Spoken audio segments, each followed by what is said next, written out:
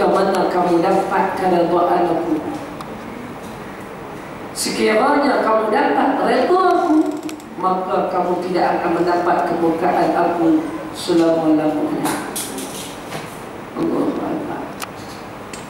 Hadis ni nak cerita pada kita, redha Allah tu adalah setinggi-tinggi nikmat. Kan tadi mula-mula kita sebut, kita hari ini tindakan kita mesti menghadap kepada redha Allah. Baik di tangga mana redha Allah tu tuan-tuan, nikmat yang paling tinggi. Siapa yang dapat redha Allah? Bukan senang nak boleh redha Allah ni, baik dunia maupun akhirat. Allah Ta'ala bagi, ya, berdasarkan pada hadis ni lah. Ada juga ulama mengatakan bahawa nikmat yang kita paling tinggi ialah nikmat iman dan Islam. Ada juga begitu. Tapi melihatkan kepada hadis ni, nak menyatakan bahawa yang paling tinggi nikmat adalah redha Allah. Bila seseorang dapat redha Allah, maka Allah tak akan ada dah kemurkaan pada dia selama-lamanya. Para hadirin yang dirahmati Allah Subhanahu wa taala sekalian, pedoman kita yang pertama, macam mana cara untuk kita nak dapat redha Allah. Bila kita tadi sebut kenaan dengan redha Allah, macam mana cara pula untuk kita nak dapat redha Allah? قال الله تعالى في حديث، قال رسول الله صلى الله عليه وسلم في حديثه الشريف: رضيت بالله ربا وبالإسلام دينا وبمحمد صلى الله عليه وسلم نبيا ورسولا.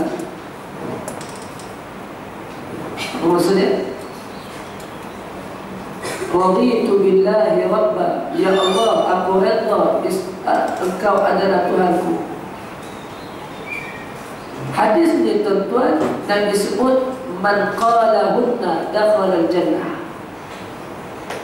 Salah satu 3 perkara ni, kalau siapa yang sebut akan dimasukkan ke dalam syurga Allah. Tadi kita tanya macam mana nak dapat redha Allah.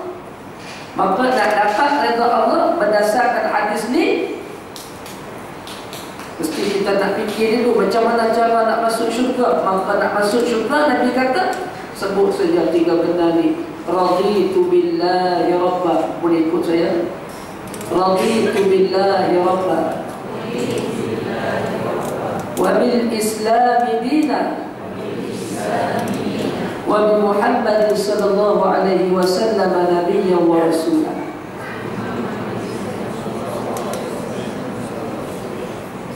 Nabi kata kalau sebut 3 benda ni akan masuk syurga Allah, insya-Allah. Amin. Ulama bincang, takkan mudah sangat masuk syurga dengan sebut 3 benda ni lah. Mana yang pagi ni kita dah sebut lah. Tadi kita sebut kan, lepas ni boleh buat maksiat. Itu confirm masuk syurga?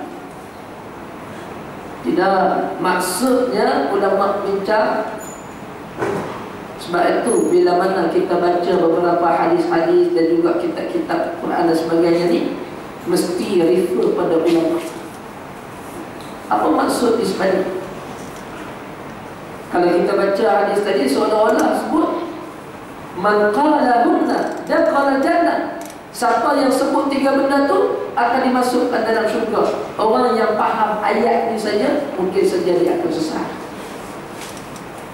Mesti kau mana pun kena refer pada ulama. Sebab tu jangan tolak ulama.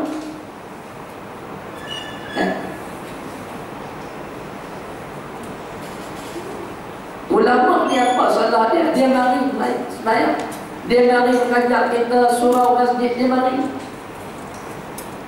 Dia berapa ribu orang anak murid dia.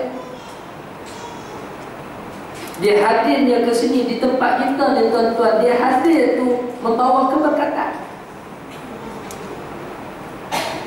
Ulama ni bila mana dia banyak ilmu, dia akan banyak dekat dengan Allah banding dengan kita.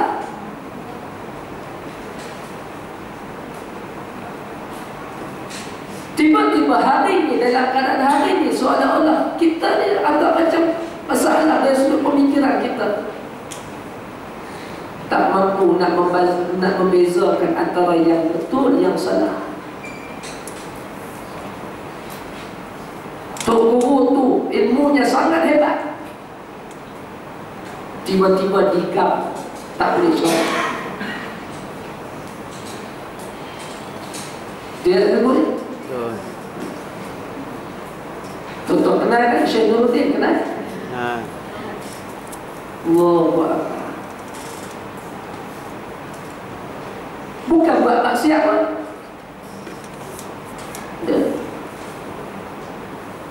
Yakinlah, kalau Tok Guru mari tempat kita, maksudnya Allah Ta'ala beri berkah. Walaupun dia datang duduk saja, dia tak bagi ceramah, berkat tuan, berkat.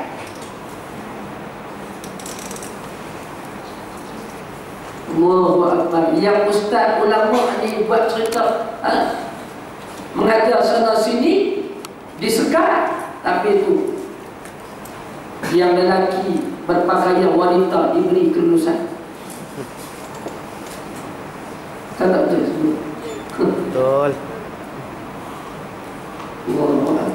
Dia akak-akak kita susah nak masuk tandas awam. Risau nak masuk tandas awam tadi. Kita hak lelaki ni pun suami terpaksa duduk di depan pintu tandas. Sebab apa? Sebab nak pantau, tak boleh masuk. Takut-takut hak perempuan tulis hak dalam. Ya. Lelaki boleh berpakaian wanita, masuk dalam tandas, kita tak tahu. Itulah mungkin terdedah kepada, kalau dah jadi begitu, terdedah kepada perzinahan, terdedah kepada kes rongol dan sebagainya. Orang tak nampak, keliru hari ini. Syekh hanya sebut dalam bab-bab khilafiyah, dituduh kepadanya berkenaan dengan apa yang dibuat dalam kuliah dia, hanya sebut dalam bab khilafiyah, bab usul tetap semua setuju. Bab khilaf ya, digam satu wilayah tak boleh ceramah. Tak dengar tak Syekh sebut dalam radio IQ 24. Sedih kan? Dia kata terima kasih pada semua, terima kasih pada Sultan, terima kasih pada PM dulu, masa dulu saya datang ke Malaysia, memberi keizinan pada saya untuk saya mengajar pada orang ramai.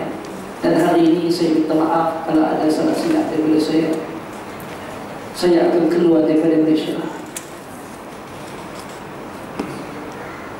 Betul. Pening kita ni, hari ini kita pening. Yang ulama kita tolak. Syekh Nuruddin ni tuan-tuan kenal tak siapa dia?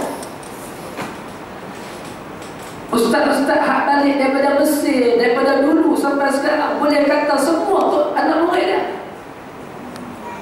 Kami hak mengaji di Mesir ni tuan-tuan, setiap tahun dia datang 3 bulan setiap tahun. Duduk di Mesir mengajar ustaz-ustaz. Kami pergi ke Universiti Azhar, balik kuliah, kemudian ada persatuan buat program belajar dengan Syekh kitab. Lebih kurang 4 buku, 5 buku habis dalam masa sebulan, 2 bulan. Dalam masa 13 tahun tu, setiap bulan, setiap 3 bulan akan duduk di Mesir. Bukan sekadar itu tuan-tuan. Para ulama Al-Azhar, ulama Al-Azhar pun mengiktiraf ilmu yang ada pada Syekh Nuruddin, sehingga diberi gelaran kepadanya Al-Azharus Tsani, Azhar yang kedua.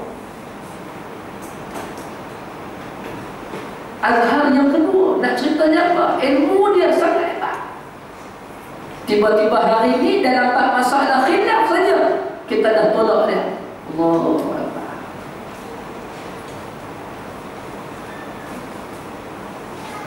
Kita pernah buat program di kehadiran ulama ni sebenarnya membawa rahmat pada kita. Allah Ta'ala tangguh bala. Ya. Ulama duduk di tempat kita, Allah Ta'ala tangguh bala pada kita. Sebab apa? Ada orang yang rapat dengan dia. Tiba-tiba kalau tak ada, dia jadi mana? Allahu Akbar. Na'udzubillah min zalik. Satu Syekh doa, mudah-mudahan Malaysia tak jadi negara Wahabi.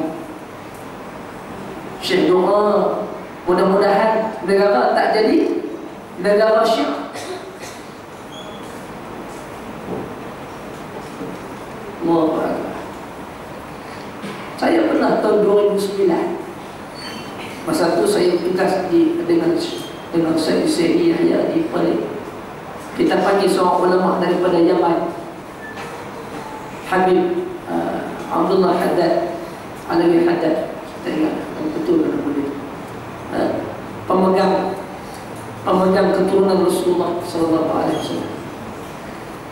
Dia datang bersama dengan Habib Munzir Al-Musawa rahimahullah.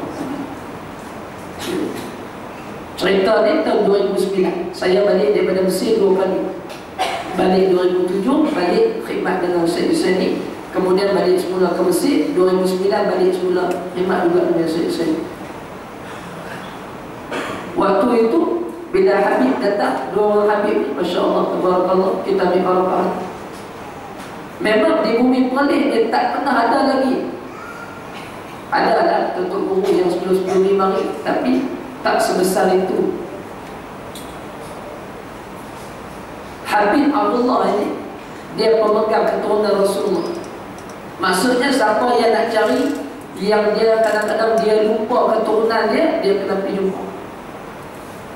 Kan ada gelaran Al-Jufri, gelaran As-Saqqar, gelaran Al-Atas dan sebagainya. Yang ni boleh pergi cari, dia akan buka balik buku dia. Ya. Siapa yang hilang punca keluarga dia yang atas tu boleh pergi jumpa. Dan segala keturunan Nabi ni memang ada dalam simpanan dia. Ya. Jadi dia mari, kita nak buat satu program di Perlis, nak buat dimatilah. Ya. Tiba-tiba pagi itu kita dipanggil oleh Jabatan Agama Perlis, tuan-tuan, takkan tak kenal.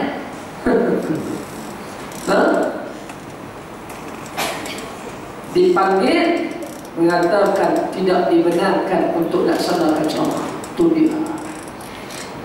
Pelik kita ditonton. Hari ini kita pelik.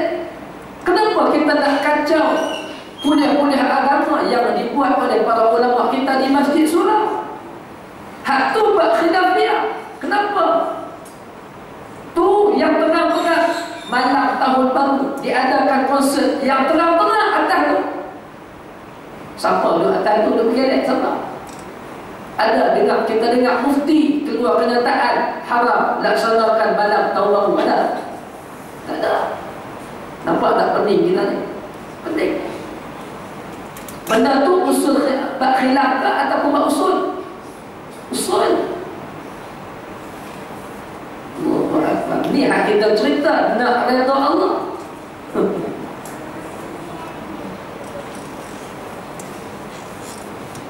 Cuba tengok para sahabat radhiyallahu alaihim ajma'in bila mana mereka berhijrah daripada Mekah ke kota Madinah.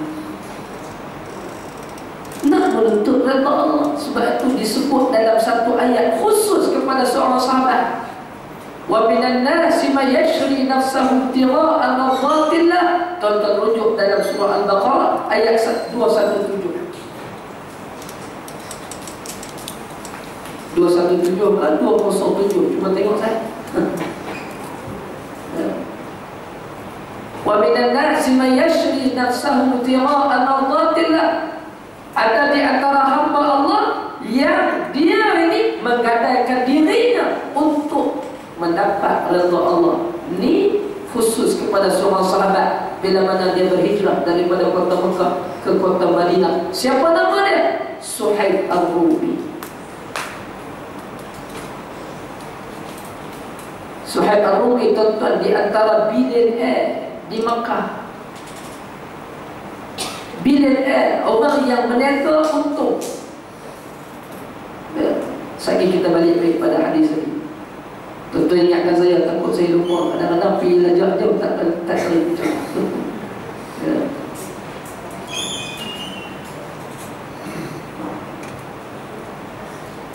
Suhaib Ar-Rumi, dia ni orang yang kaya raya. Tiba masa bila mana para sahabat dengan Nabi dah pun berhijrah ke Madinah, dia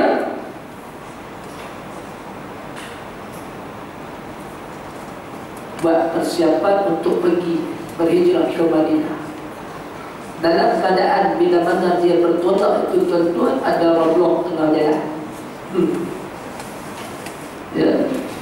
Siapa yang buat roblok tu? Kafir Quraisy. Wahai Suhaib, nak pergi mana?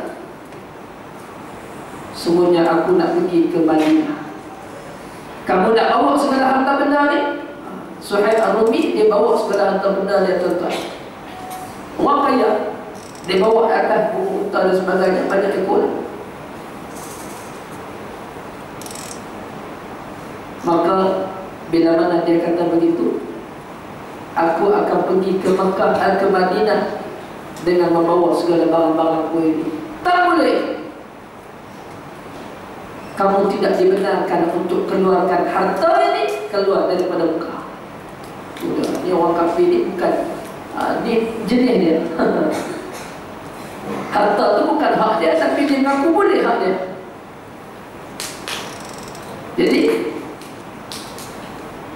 Suhaib tuan-tuan, dia ada peluang untuk dia patah balik, untuk dia dapatkan harta ni. Tapi apa tindakan Suhaib? Nah, kalau begitu, boleh tak aku tinggalkan segala barang ini, aku seorang pergi ke Madinah? Boleh tak?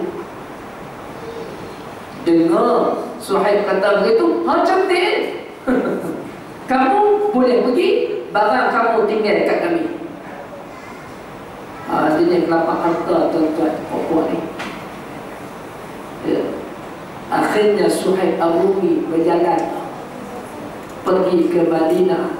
Bukan senang tuan-tuan nak pergi ke Madinah dalam keadaan mungkin saja 8 hari, 9 hari perjalanan baru sampai. Bukan senang. Para sahabat yang lain juga memang mereka tinggalkan barang-barang di rumah mereka, memang tinggal rumah, tinggal barang, pergi berhijrah dengan Nabi. Mungkin ada di antara mereka perempuan, mungkin ada di antara orang yang dewasa, orang yang dah tua, kanak-kanak. Bagaimana mereka perlu ditolong semasa dalam perjalanan menghadap ke Madinah. Umat Islam pada ketika itu waktunya lebih kurang dalam 80 orang. Benar? Baik. Sampai saja Suhaib di Madinah. Masa pandai nampak. Buka slow je. Terima kasih. Bila mana Suhaib sampai di Madinah, tiba-tiba Nabi bangun, Nabi sambut Suhaib. Nabi sambut Suhaib. Subhanallah, sahabat yang duduk di tepi-tepi ni nampak pelik tindakan Nabi. Sebelum Suhaib sampai, ada juga sahabat lain yang sampai, tapi Nabi tak bangun sambut.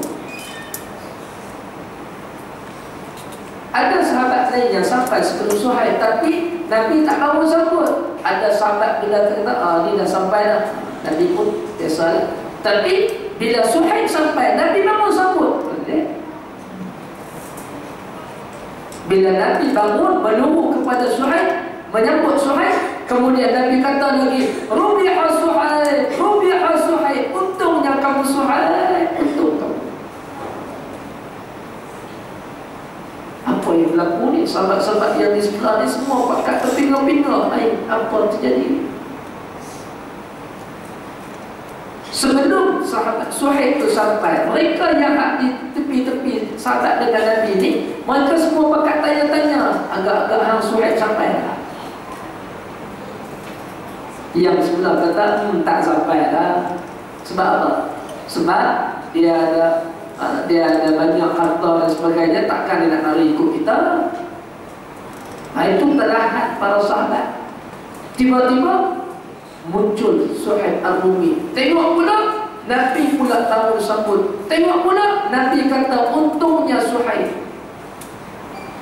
Sedangkan kita faham, para sahabat di situ faham, orang yang datang berjalan daripada jauh dalam keadaan tidak ada apa-apa yang dia bawa, maksudnya dia telah pun dirompak tengah jalan.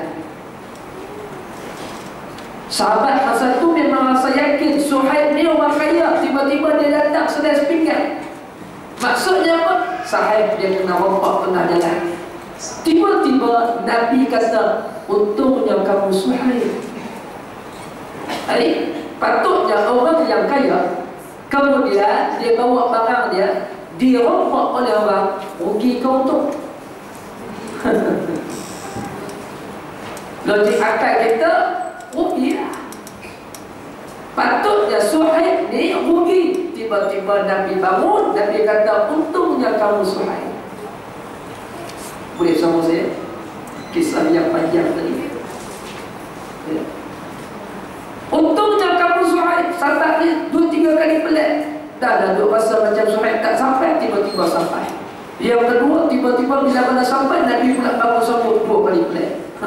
Kemudian Nabi kata lagi, untungnya kamu Suhaib. 3 kali pelik. Apa terjadi ni? Allah Ta'ala turunkan ayat, wa minan nasi man yashri nafsahu ibtigha'a mardatillah. Ayat berapa? Ayat berapa ni? 217. Surah Al-Baqarah 207. Ada di antara hamba-hamba Allah yang mengorbankan dirinya untuk mendapat redha Allah.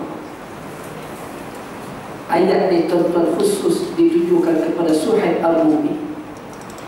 Allah sendiri mengiktiraf bagaimana sifat nakkan redha Allah yang datang daripada Suhaib Ar-Rumi. Lepas tu hari ini tuan-tuan, kita nak supaya apa saja yang kita buat nakkan redha Allah. Kembali pada cerita tadi. Jangan bagi hilang punca, takut cari tak infak. Cerita tadi bagaimana kita hari ini nak buat sebagaimana apa yang kita nak buat, nakkan redha Allah. Cuba tengok malam tahun baru. Beza tak malam tahun baru Islam dengan tahun Masihi? Beza. Masjid kita nak buat malam tahun baru juga kan, baru ni sebenarnya awal Muharram 1436 Hijrah. Masjid kita buat kan, pagi ceramah, pagi penceramah, buat forum 2 orang, seorang profesor cerita tentang awal Muharram dan sebagainya. Agak-agak berapa orang ramai? Apa orang ramai? Hak Nabi dengar tu berapa orang? Masjid ni insyaAllah ramai 2,000 dah. Tak apalah, pejabat tapilah 2,000. Hak tu yang kita buat untuk malam tahun baru awal Muharram. Beza tak sambutan tahun baru Masihi? Buat di dataran berapa ribu orang ni? 20,000 sampai? Lebih? Oh, lebih 20,000. Kadang-kadang hak lari itu bukan nak apa pun, nak lari itu nak tengok pertunjukan bunga api lah. Tunggu pukul 12 10 9 8 kira 7 dan sebagainya sampai ke bawah kosong, debu, apa dia? Bunga api. Pertunjukan bunga api saja setengah jam.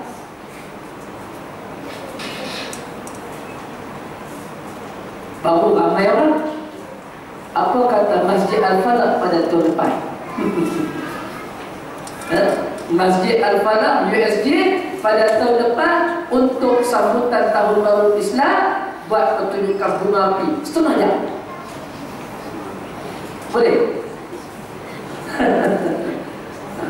Tanya jawatan puasa lah, boleh tak? Buat lah, sebab apa? Sebab kita nak 20,000 juga mari, kemudian dengar kuliah, dengar forum ni. Boleh? Lancar lah, tengok macam mana. Bila kita dah buat malam tu, baru kita tahu. Setengah jam ada orang mari sebelah. Haji, berapa ribu buat kan? Tanya Nazir kita, berapa ribu ni habis belajar ni? Setengah jam pertunjukan bunga api. Tak banyak benar, 30,000 ya. Sampai dah 30,000 ke lebih? Lebih tak? Berapa? 80,000. Tak apalah kita kata 30,000. Nazir kita kata apa? Alhamdulillah kita pertunjukan bunga api kita hari ni menanam belajar 30,000 sahaja. Alhamdulillah. Hak belakang, apa? Habis duit masjid.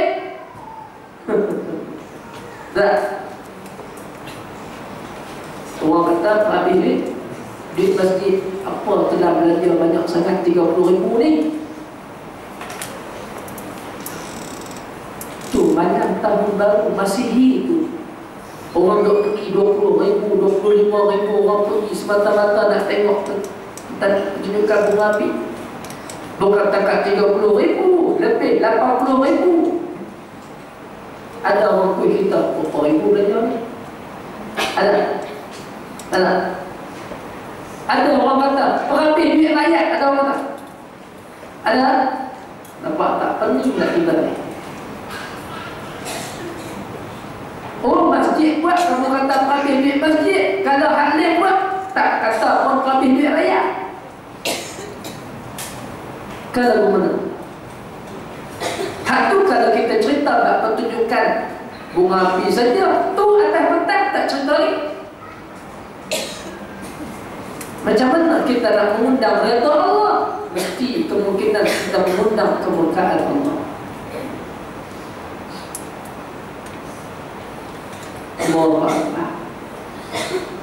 Hak ni, hak khilaf ni sibuk untuk nak mengatakan tak boleh, kemudian dikam dan sebagainya. Tu hak benda usul, hang tak tahu.